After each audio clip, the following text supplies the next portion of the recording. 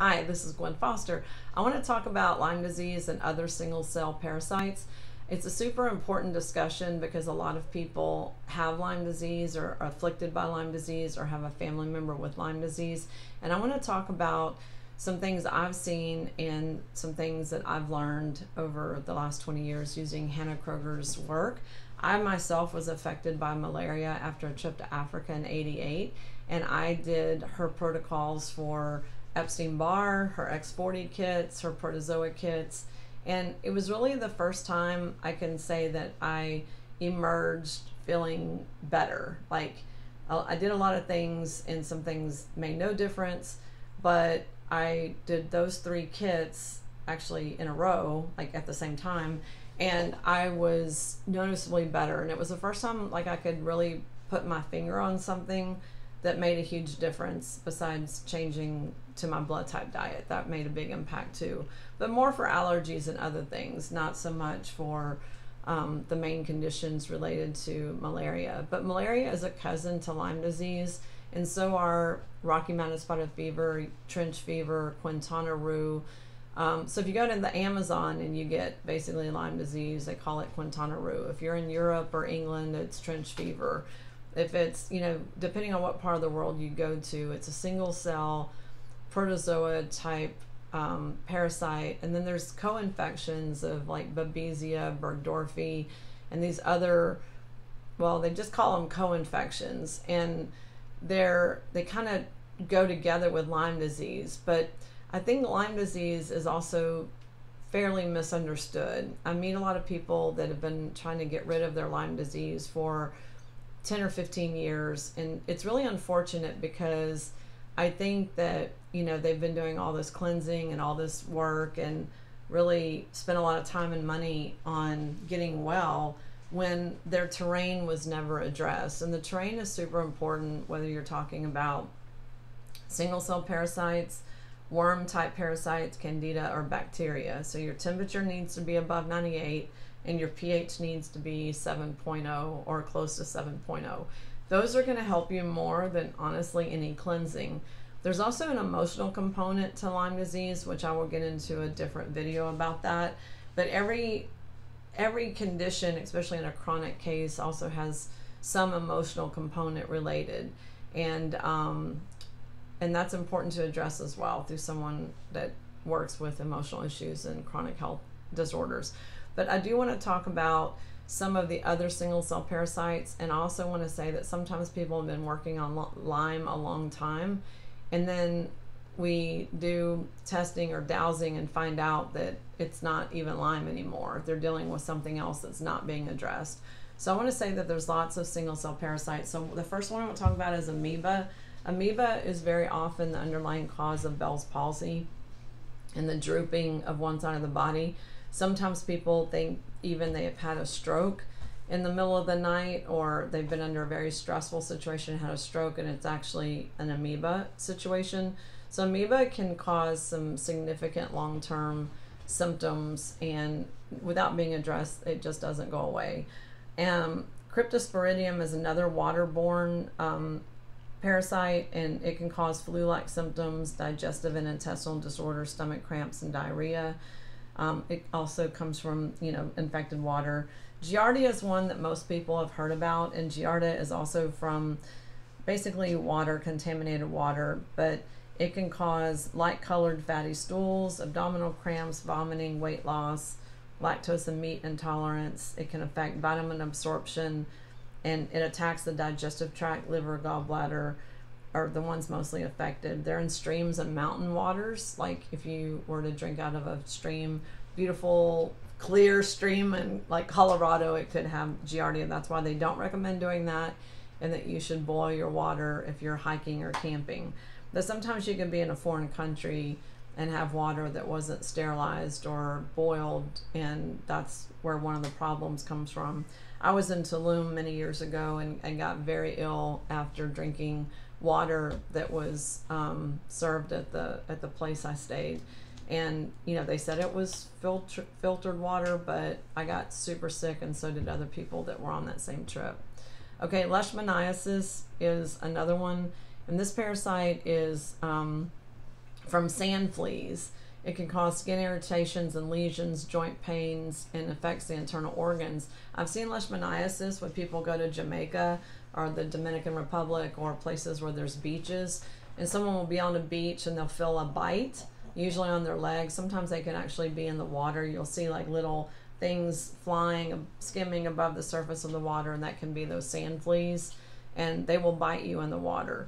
And then protozoa is a big, huge category of parasites that are called different things.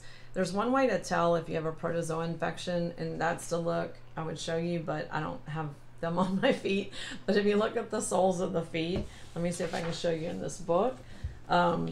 If you look here at the soles of the feet, and right where the arch is, if you have like a quilted kind of pattern there at the bottom of your feet, that means that you have a protozoa infection.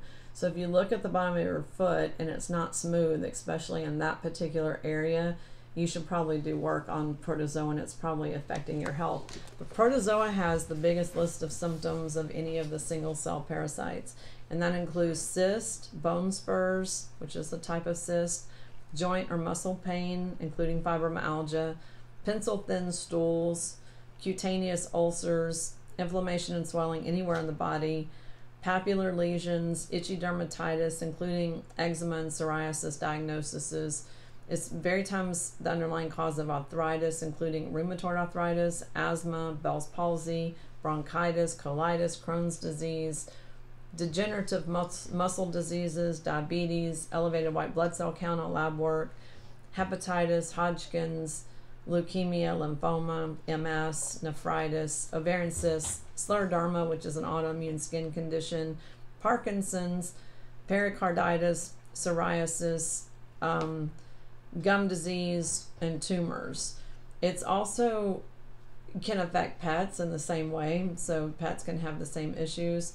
And one of the tips is, while treating protozoa, you're not supposed to eat the nightshade vegetables, which are potatoes, eggplants, tomatoes, and bell peppers. That they actually like these foods, and you should not treat them.